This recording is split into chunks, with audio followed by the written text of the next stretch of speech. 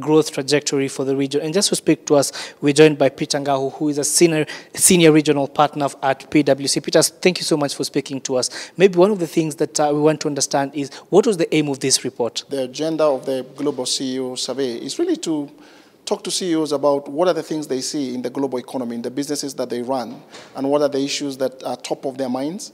What do they see the growth prospects for their own organizations as an indicator of what's going on globally. And then we take that and model the questionnaire to survey CEOs specifically on the African continent to do exactly the same thing, to find out what are the sentiments for businesses, what are the growth prospects, what are they seeing, and what are the challenges that they are facing. CEOs in the region, what is their biggest concern about these trade wars between China and the US? So we've seen the CEO's confidence levels in terms of optimism for growth take a nosedive.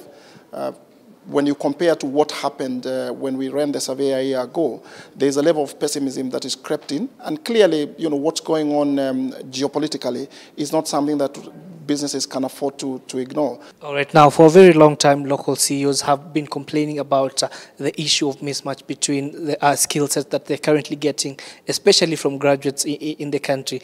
Is this still a concern from some of the CEOs that you spoke to? So when we surveyed the CEOs on the African continent and we asked them to rank some of their top concerns, the top 3 concerns were around policy uncertainty.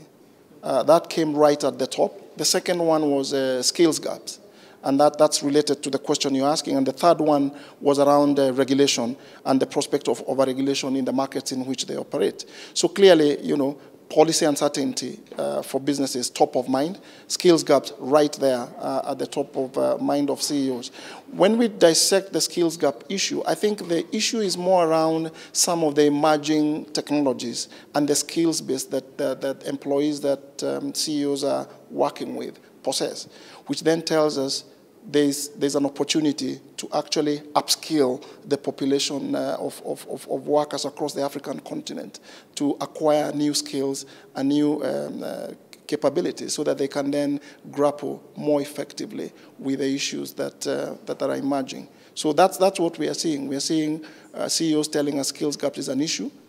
And that doesn't surprise us, because with the rapid advancement of technology and the emerging technologies that we are seeing around artificial intelligence, data analytics, chatbots, the Internet of Things, all those things, including robotic process automation, are things that are requiring on an ongoing basis a different skill sets of employees. Also, the other thing that has come up, and especially with regards to government and the ease of doing business, there's also the issue of tariffs. We've seen a lot of companies, let's say, moving in the region, moving from Kenya and expanding into the other East African countries, let's say to Tanzania, Uganda, and the likes. But one of the key complaints has always been the issue of tariffs. When it comes to policy uncertainty, and I think when we'll talk about policy uncertainty, that's right up there. Companies want to have certainty around, or some level of certainty about where policy will head. And the issue of...